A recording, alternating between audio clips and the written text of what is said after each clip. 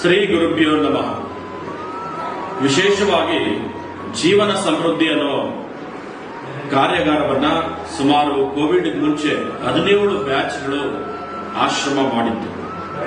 ಅದರ ಜೊತೆಗೆ ತಿರುಗಾ ಎಲ್ಲ ಭಕ್ತಾದಿಗಳು ಅಪೇಕ್ಷೆ ಮೇರೆಗೆ ಸ್ವಾಮೀಜಿ ಪ್ರಾರಂಭಿಸಿ ಅಂತ ಹೇಳಿದಂತ ಸಂದರ್ಭದಲ್ಲಿ ಮೇ ತಿಂಗಳು 9ನೇ ತಾರೀಕು ಸಂಜೆ ಶುಕ್ರವಾರ ಮತ್ತು 10ನೇ ತಾರೀಕು ಶನಿವಾರ 11ನೇ ತಾರೀಕು ಭಾನುವಾರ ಈ 3 ದಿನಗಳು ಸಹ ಸಮೃದ್ಧ ಜೀವನ ಅಂದ್ರೆ ಏನು ಅಂತಂದ್ರೆ ಪ್ರತಿಯೊಬ್ಬ ಮನುಷ್ಯನಿಗೂ ತಂದೆ ಆದಂತ ಒತ್ತಡಗಳಲ್ಲಿ ಬಳಲ್ತಾ ಇದ್ದಾನೆ ಮತ್ತು ಎಲ್ಲ ಅಟ್ಯಾಚ್ಮೆಂಟ್ ಅಲ್ಲೇ ಇರ್ತಾನೆ. ಅವನಿಗಾಗಿ ಡಿಟ್ಯಾಚ್ ಏನೂ ಇರೋದೇ ಇಲ್ಲ. ಅವನಿಗೆ ಒಂದು 5 ನಿಮಿಷ ಧ್ಯಾನ ಮಾಡುವಂತಂದ್ರೂ ಆಗೋದಿಲ್ಲ, ಒಂದು 10 ನಿಮಿಷ ಪೂಜೆ ಮಾಡುವಂದ್ರೂ ಆಗೋದಿಲ್ಲ. ಮನಸ್ಸು ಮತ್ತು ದೇಹ ಮತ್ತು ಬುದ್ಧಿ ಈ 3 ಹೊಂದಾಣಿಕೆ ಆಗೋದೇ ಇಲ್ಲ. ಯಾಕೆ ಅವ್ನ ಲೈಫ್ ಫೇಲ್ ಆಗ್ತಾನೆ ಅಂತಂದ್ರೆ ಮನಸ್ಸು ಹೇಳಿದಂಗೆ ಬುದ್ಧಿ ಕೇಳಲ್ಲ, ಬುದ್ಧಿ ಹೇಳಿದಂಗೆ ದೇಹ ಕೇಳಲ್ಲ.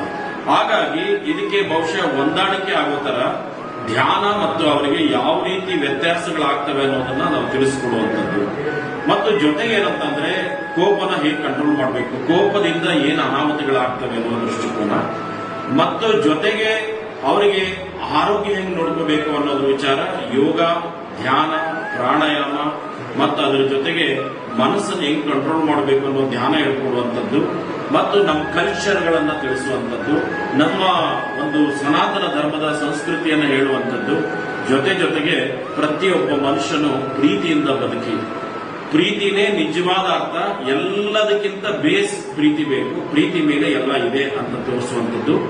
ಅದರ ಜೊತೆಗೆ ಪ್ರತಿಯೊಬ್ಬರು ಸಹ 18 ವರ್ಷದ ಮೇಲ್ಪಟ್ಟಂತ ಯಾರೇ ಆಗಿದ್ರು ಸಹ ಅವರು ಮೆಂಟಲಿ ಸ್ಟ್ರಾಂಗ್ ಮಾಡುವಂಥದ್ದು, ಬಾಧಕರಾಗದೆ ಸಾಧಕರನ್ನ ಮಾಡುವಂತ ಈ ಶಿಬಿರ ಇದು.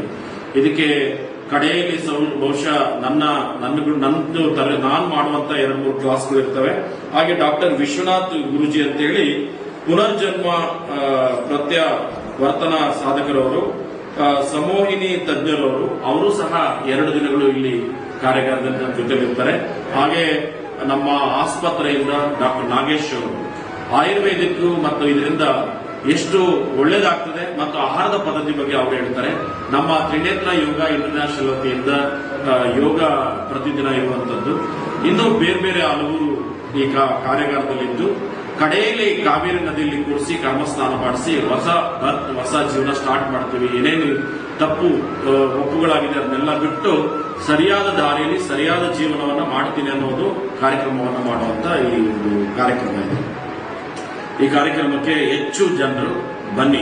ಬಹುಶಃ ಒಂದು ಲಿಮಿಟೇಷನ್ ಅಂತ ಇಟ್ಕೊಂಡಿರ್ತೀವಿ ನಾವು, ಅಷ್ಟು ಜನರನ್ನು ಮಾತ್ರ ತಗೊಳ್ತೀವಿ.